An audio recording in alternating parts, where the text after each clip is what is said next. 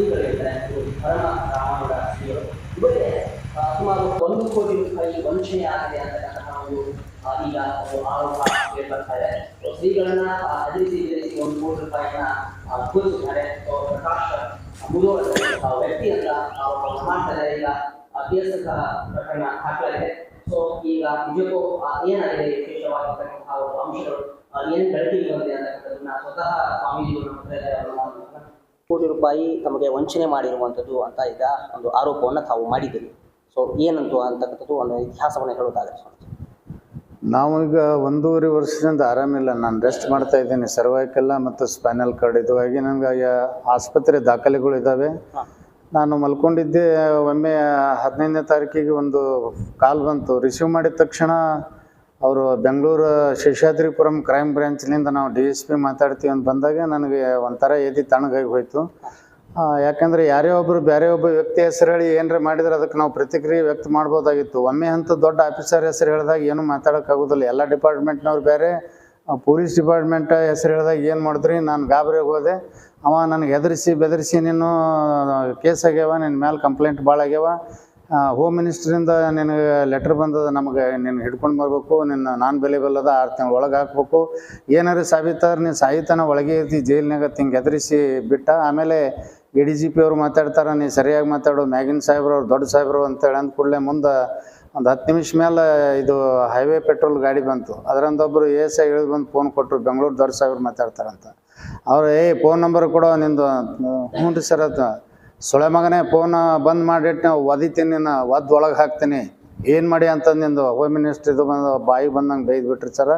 ಪೂರ್ತಿ ತಣ್ಣಗಾಗಿ ನಾನು ಇವತ್ತು ಚಿಕ್ಕ ಮಕ್ಕಳಂಗೆ ಆಗಿಬಿಟ್ಟೆ. ನಾನು ರಿಸರ್ಚ್ ಹೋಗಿಬಿಟ್ಟು ನನಗೆ ಸತ್ಯವಾಗಿ ಶಿವನಾಣೆ ಮಾಡಿ ಹೇಳ್ತೀನಿ. ನಾನು ಮುಂದೆ ಅವ ಮಾತಾಡ್ತಾನೆ. ಅವಂಗೆ ಹೇಳಿ, ನಿನ್ಗೆ ಮಾತಾಡಿದವ್ರು ಯಾರು ಅಂದರು? DSP ಅಂತ ಮಾತಾಡಿದ್ರಿ ಸರ್ ಅಂದೆ. ಅವ್ನು ಕೂಡ ಮಾತಾಡಿ ಈಗ ನಾ ಮಾತಾಡಿನಿ ಅಂತಾನ. ಅವ ಹೊಳ್ಳಿ ಮಾತಾಡಿ ಅವ ಏನು ಹೇಳಿದರು ಅಂದ್ರೆ, ನೀವು ಹೇಳ್ದಂಗೆ ಕೇಳಂದಾರಿ ಸರ್ ಅಂತಂದೆ. ಅಂದ್ಕೂಡಲೇ ಆಯಿತು, ನಿನ್ನ ಮೇಲಿನ ಎಲ್ಲ ಹಗರಣಗಳು ಅವ್ರು ಇದು ಮಾಡ್ತಾರೆ, ಕ್ಲೋಸ್ ಮಾಡ್ತಾರೆ, ನಿನ್ನ ಮಠದ ಮರ್ಯಾದೆ, ನಿನ್ನ ಪ್ರಾಣ ಉಳಿಬೇಕಾಗಿತ್ತು ಅಂತ ನಾ ಹೇಳ್ದಂಗೆ ಕೇಳಬೇಕು ಅಂತ ಅದನ್ನು ಕೇಸ್ ನಾವು ನಕಲ್ ಮಾಡ್ತೀವಿ ಅಂಥೇಳಿ ನನಗೆ 5 ಲಕ್ಷ 10 ಲಕ್ಷ ಹಿಂಗೆ ಅನ್ಕೋತ 1 ಕೋಟಿಗೆ ಬಂದು ನಿಂತು. ಅದು ಒನ್ಲಿ ಅದು ADGP ಅವ್ರಿಗೆ ಮಾತ್ರ ಅಂತ.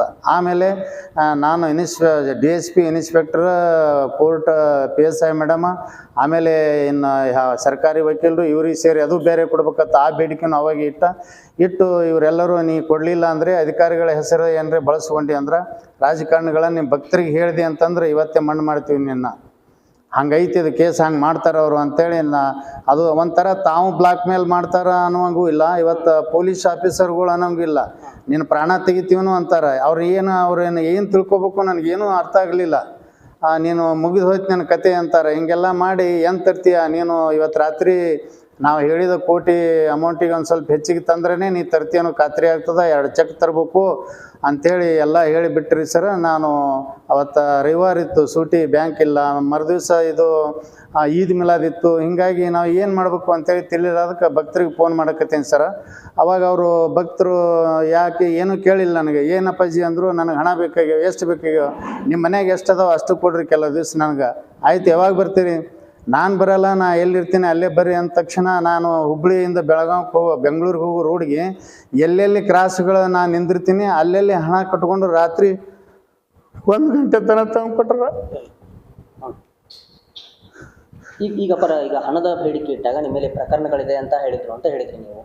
ಸೊ ಏನು ಪ್ರಕರಣ ಅಂತ ಅವ್ರು ಏನು ಕೇಳಿದ್ರೆ, ನಾವು ದೊಡ್ಡ ಆಫೀಸರ್, ನೀ ಅವನಲ್ಲಿ ಕೇಳಕ್ಕೆ ನೀನು ಒದ್ದು ತಂದು ಒಳಗೆ ಹಾಕಿದಾಗ ತಾನೇ ತನಿಖೆ ನಡೀತದ. ಅದು ಅವಾಗ ಗೊತ್ತಾಗದ. ಪ್ರಕರಣ ಕೇಳೋದಲ್ಲ, ಅದು ಸೂಕ್ಷ್ಮ ಇದೆ, ಅದನ್ನೇನು ಹೇಳಕ್ಕಾಗಲ್ಲ ನಮಗೆ. ನಿನ್ನ ಒನ್ಲಿ ಅರೆಸ್ಟ್ ಮಾಡ್ಬೇಕು, ತಂದು ಒಗಿಬೇಕು, ಮಾಧ್ಯಮದವ್ರು ಬರ್ತಾರ, ಅವಾಗೆಲ್ಲ ನಡೀತದ, ಅವಾಗ ಗೊತ್ತಾಗ್ತದೆ ನಿಂದು. ನೀನು ಯಾವನು ಕೇಳಕ್ಕೆ ನೀನು ನಮ್ಮ ಮಾತಿಗೆ ಒಪ್ಕೊಂಡು ಸರಿ ಇಲ್ಲ, ಸಾಯಂಕಾಲ SP ಅವ್ರಿಗೆ ಫೋನ್ ಮಾಡ್ತೀವಿ, ನೀನು ಎಳ್ಕೊಂಡು ಒಯ್ತಾರ, ಒದಿತಾರ.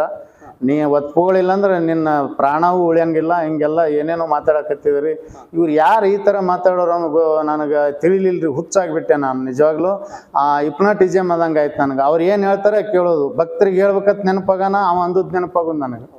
ಆಫೀಸರ್ಗೆ ಏನ್ರಿ ಹೇಳ್ಬೇಕಂತಂದ ತಕ್ಷಣ ಆಫೀಸರಿಗೆ ಹೇಳಿದೆ ಅಂದ್ರೆ ನೋಡು ನಾವೇ ದೊಡ್ಡ ಆಫೀಸರ್, ಇವನು ಯಾವನು ಮತ್ತೆ ಯಾವ ಆಫೀಸರ್ ನಿನಗೆ ಅಂತ ಹಿಂಗೆ ಅಂದು ನೆನಪಾಗಿ ನಾ ಯಾರಿಗೆ ಹೇಳಿಲ್ಲ ಸರ್. ಅವತ್ತೇ ಒಯ್ದು ಬೆಂಗಳೂರು ವಿಧಾನಸೌಧದಲ್ಲಿ ಈದ್ ಮಿಲಾದ್ ದಿವಸ ನಮ್ಮ ಶಿಷ್ಯ ಮಡ್ಡಿ ಶಿವಕುಮಾರ್ ಅಂತ ಒಯ್ದು ಕೊಟ್ಟನ್ರಿ.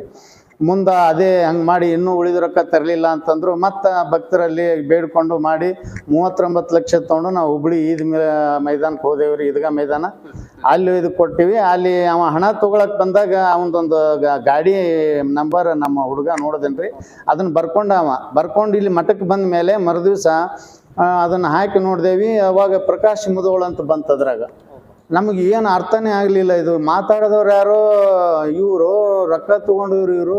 ನಾನು DSP ಅಂತಿದ್ದ, ADGP ಅಂತಿದ್ದ, ಇದು ಏನು ವಿಚಿತ್ರ ಅಂತ ತಿಳಿದು ನಮ್ಗೆ ಅವಾಗ ಸ್ವಲ್ಪ ನನಗೆ ಈ ಮಬ್ಬುತನ ಕಡಿಮೆ ಆಯಿತು, ಕತ್ತಲೆ ಕಡಿಮೆ ಆದಂಗೆ ಆಯಿತು. ಅಲ್ಲಿ ತನಕ ನಾನು ಕತ್ತಲದಲ್ಲಿನೇ ಇದ್ದೆ.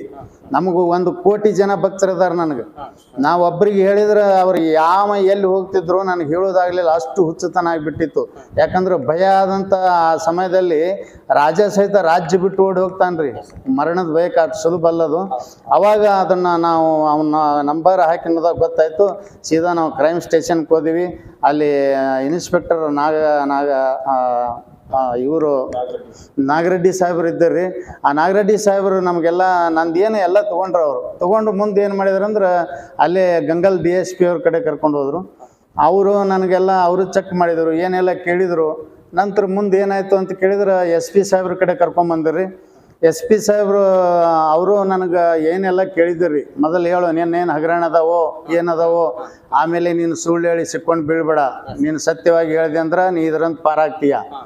ಮತ್ತು ನಿನ್ನೂ ಹಗರಣ ಇದ್ರೆ ಹೀಗೆ ಹೇಳು, ನೀನು ನಿರ್ಮಲ ಸ್ವಚ್ಛ ಅನ್ನ ಸರ್